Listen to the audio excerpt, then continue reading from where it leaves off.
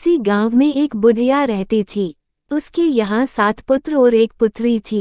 सातों भाई धन कमाने के लिए माँ से विदा लेकर एक जंगल में जाकर रहने लगे। वहाँ से वे 7 लकड़ियाँ काटकर लाते और उन्हें शहर में बेच कर आते।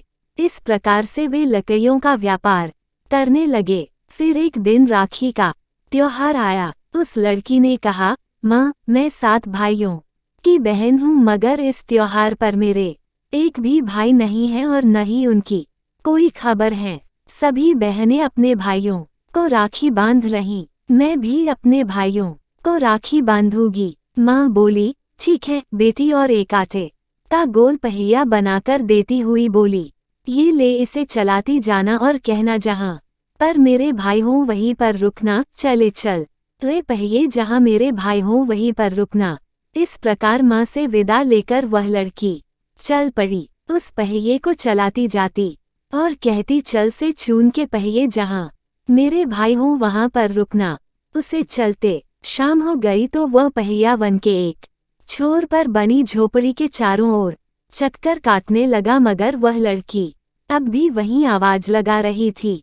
तभी अंदर से एक भाई ने कहा, मुझे तो बहन की आवाज सुनाई देती है। तब दूसरा बोला, हमारी बहन यहाँ कैसे आएगी, उसे तो रास्ता भी नहीं मालूम। तब दूसरे भाई ने बाहर निकलकर देखा तो वास्तव में उनकी बहन थी। बहन को देखकर तो सभी झूम उठे, सभी ने उसे प्रेम से गले लगाया।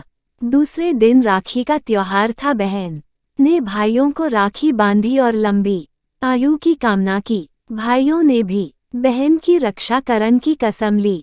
उस दिन सभी ने छुट्टी रखी और सभी ने मौज मस्ती की। परंतु दूसरे दिन से सभी ने अपना काम शुरू कर दिया। उनकी बहन घर पर ही रहती। एक दिन की बात है, वह कपड़े धो कर सुखा रही थी कि एक डायन की नज़र उस पर पड़ी। वह डायन उस खाने की फिराक में रहती, मगर उसे पता था कि यह झोपड़ी 7 भाइयों की है। उन्हें पता चल गया तो वे उसे जिंदा नहीं छोड़ेंगे। इसलिए उसने एक युक्ति सोची। उसने अपना भेष बदला और उस लड़की के पास आकर कहने लगी, बेटी, तुम्हारा क्या हाल है? मुझे तुम बहुत दिनों में मिली हो, इसलिए शायद तुम मुझे नहीं जानती। मैं तुम्हारी मौसी हूँ, यहाँ पास ही में रहती हूँ। उस डायन ने उसका मन जीतने के लिए हर काम में उसकी मदद भी की। इस प्रकार से वह डायन रोज उसके पास आती और उसे किसी तरह से बेहोश करती और उसका खून चूसकर चली जाती। एक दिन भाइयों ने अपनी बहन से कहा, बहन, तुम्हें किस बात की चिंता है? क्या तुम्हें किसी बात की कमी है?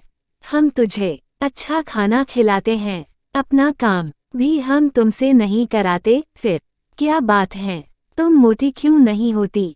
आई थी उससे भी दुबली पतली हो गई हो तुम। तब उनकी बहन कहने लगी कि नहीं भैया, बस यूं ही। नहीं बहन, तुम हमें बताओ क्या बात है? तब बहन कहने लगी, जब तुम यहाँ से चले जाते हो तो यहाँ पर एक औरत आती है और कहती हैं कि मैं तुम्हारी मौसी हूँ, और न जाने मुझे क्या हो जाता है और मैं सो जाती हूँ। सोकर उठती हूँ तो वह यहाँ से चली जाती हैं।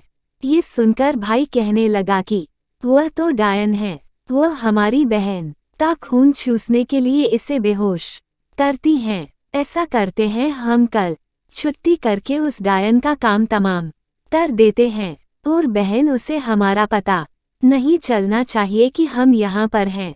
दूसरे दिन सभी घर के अंदर एक ताने में छुप गए। सुबह जब डायन आई तो उसने उस लड़की से कहा कि क्या तुम्हारे सभी भाई बाहर गए?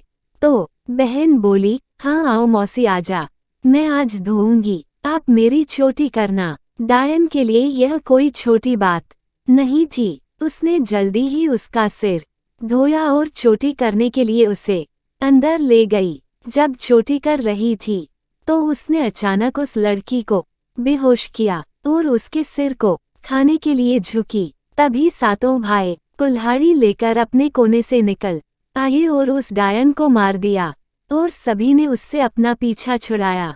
फिर सभी उस जगह को छोड़कर वापस अपने घर वापस आ गई।